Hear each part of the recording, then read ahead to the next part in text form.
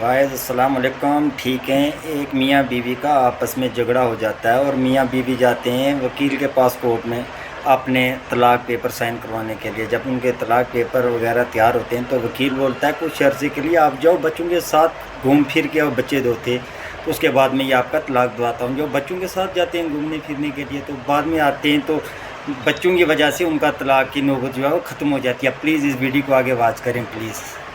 ایک عورت اپنے شوہر سے طلاق لے رہی تھی. اس کے 2 بچے بھی تھے. عورت کے وکیل نے سب کچھ تیار کر لیا تھا، صرف اس کے خاوند کے دستخط باقی تھے. خاوند نے وکیل سے التجا کی کہ مجھے پتا ہے اب اس کے بعد ساری زندگی اپنے بیوی بچوں سے دور ہو جاؤں گا. میری ایک التجا، میری ایک خواہش، میری بیوی اپنے بچوں کے ساتھ کچھ گھنٹے گزارنا چاہتا ہوں. وہ اپنے بچوں کو لے کر کل کورٹ آ جائے، وہاں سے میں ان کو اپنے ساتھ لے جاؤں گا. اس کے بعد آ کے میں دستخط کر دوں گا. اس کی بیوی بچے صبح کورٹ آئے. اس کے شوہر نے اپنے بیوی بچوں کو گاڑی میں بٹھایا اور ساتھ لے گیا.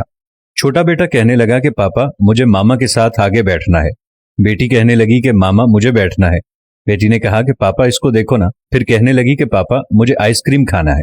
پاپا نے آئس کریم کھلائی، ریسٹورنٹ لے گئے. کبھی ماما کبھی پاپا بچوں کے منہ میں نوالے ڈال ڈال کر کھلاتے.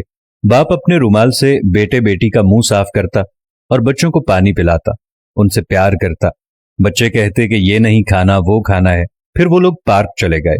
بچے کھیلتے کھیلتے کبھی پاپا سے گلے لگتے کبھی ماما سے. ان کا باپ اپنے بیٹے اور بیٹی کو گود میں اٹھاتا اور پیار کرتا اور ان کی فرمائشیں پوری کرتا. بیٹی کہنے لگی پاپا ہمیں اپنے گھر جانا ہے، نانی اماں کے گھر نہیں جانا، آپ ہمیں اپنے گھر لے جائیں نا. بچے ضد کرنے لگے. باپ نے کہا ٹھیک ہے بیٹا لے جاؤں گا. بچے کہنے لگے کہ پاپا ہماری گاڑی خوبصورت ہے، تیز چلتی ہے، نانو لوگوں کی گاڑی ٹھیک نہیں ہے، میں بڑا ہو کر پاپا تیز گاڑی چلاؤں گا. باپ کی آنکھوں میں آنسو آ گئے. کہنے لگا ٹھیک ہے بیٹا جب بڑے ہو جاؤ گے تو چلا لینا. کافی وقت نکل چکا تھا. وکیل بھی بار بار فون کر رہا تھا کہ کورٹ بند ہونے والا ہے، آپ واپس آ جائیں پھر مجھے بھی جانا ہے. لیکن باپ کا اپنے بیوی بچوں سے بچھڑنے کو دل نہیں چاہ رہا تھا. باپ کی آنکھوں میں آنسو آنے لگے. بیٹی نے دیکھا تو پوچھا کہ پاپا کیوں رو رہے ہو؟ باپ کہنے لگا کہ رو نہیں رہا، آنکھوں میں کچھ چلا گیا تھا. واپسی پر سفر بہت تیزی سے ختم ہو رہا تھا. نہ چاہتے ہوئے بھی وہ کورٹ پہنچ گئے. جب گاڑی کھڑی کی تو بچے رونے لگے کہ ہم نے پاپا کے پاس جانا ہے. باپ نے بیٹے کو گود میں اٹھایا اور بیوی اور بیٹی اس کے پیچھے پیچھے چلنے لگے. اس کی بیوی نے اپنے بچوں کا پیار دیکھا اور اسے احساس ہوا کہ میرے بچے اپنے باپ سے کتنی محبت کرتے ہیں. بچوں نے کہا کہ یہ ہم کہاں جا رہے ہیں، یہ ہمارا گھر تو نہیں ہے، ہمیں اپنے گھر جانا ہے. باپ کہنے لگا کہ بیٹا ابھی چلتے ہیں، تھوڑا کام ہے. وکیل کے کمرے میں پہنچتے ہی وکیل نے کاغذات پر دستخط کرنے کو کہا، جس پر بیوی نے وکیل سے کہا کہ مجھے اپنے شوہر سے طلاق نہیں چاہیے، میں اپنا کیس واپس لیتی ہوں. جس پر شوہر اور بیوی خوب روئے. عورت کو پتا تھا کہ وہ اپنی ضد کی خاطر اپنے بچوں کی زندگی تباہ کر رہی ہے.